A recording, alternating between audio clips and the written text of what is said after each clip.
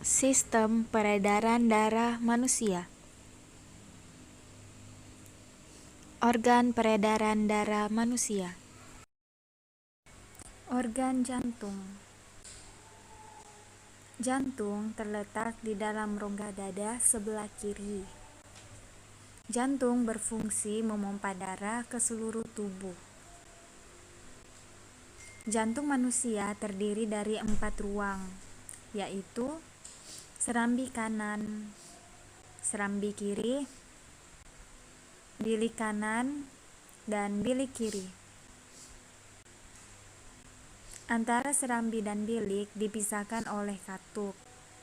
Katup tersebut berfungsi agar darah yang sudah berada di bilik tidak kembali ke serambi. Selanjutnya mari kita bahas cara kerja jantung. Fungsi jantung adalah untuk memompa darah.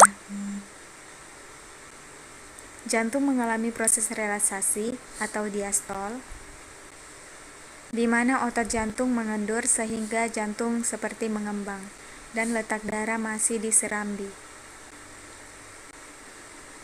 Lalu kontraksi atau sistol, di mana otot jantung menegang sehingga jantung menguncup dan letak darah masih di bilik.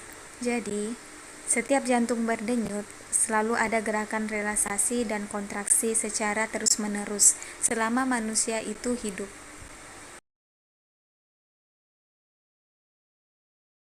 Pembuluh darah adalah saluran yang berfungsi sebagai tempat mengalirnya darah dari seluruh tubuh menuju ke jantung dan sebaliknya.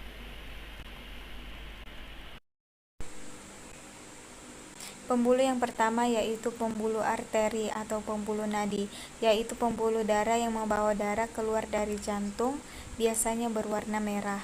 Gambarnya sebagai berikut. Terlihat ada pembuluh nadi terbesar yaitu aorta, lalu pembuluh nadi, lalu ada pembuluh kapiler. Pembuluh kapiler adalah pembuluh yang menghubungkan pembuluh darah langsung ke organ tubuh manusia. Pembuluh ini sangat kecil sekali. Lalu berikutnya ada pembuluh balik yang menghantarkan darah kembali ke jantung. Ada pembuluh arteri pulmonalis yang menghantarkan darah dari jantung ke paru-paru.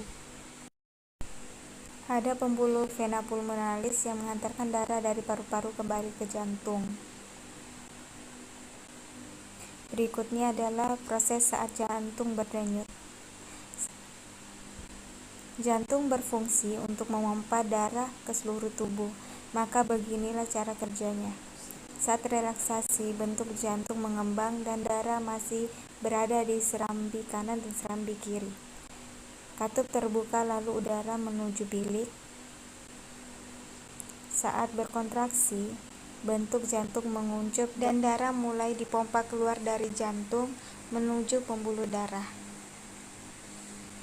ke paru-paru dan ke seluruh tubuh, lalu kembali ke jantung lagi. Proses tersebut secara terus-menerus terjadi setiap jantung berdenyut. Proses peredaran darah. Darah di serambi kiri menuju bilik kiri, lalu menuju pembuluh darah. Berkumpul sementara di aorta, lalu ke seluruh tubuh melalui pembuluh nadi atau arteri. Setelah itu mengalir melalui pembuluh balik atau vena menuju serambi kanan dan lanjut ke bilik kanan, lalu menuju arteri pulmonalis di paru-paru mengalami pernapasan, lalu menuju vena pulmonalis. Proses tersebut terjadi secara terus-menerus setiap jantung berdenyut. Penjelasan tentang warna darah. Jika darah berwarna merah, maka darah tersebut banyak mengandung oksigen atau O2 dan sari-sari makanan. Jika darah berwarna biru, maka darah tersebut banyak mengandung karbon dioksida atau CO2. Berikut penjelasan tentang warna darah pada peredaran darah.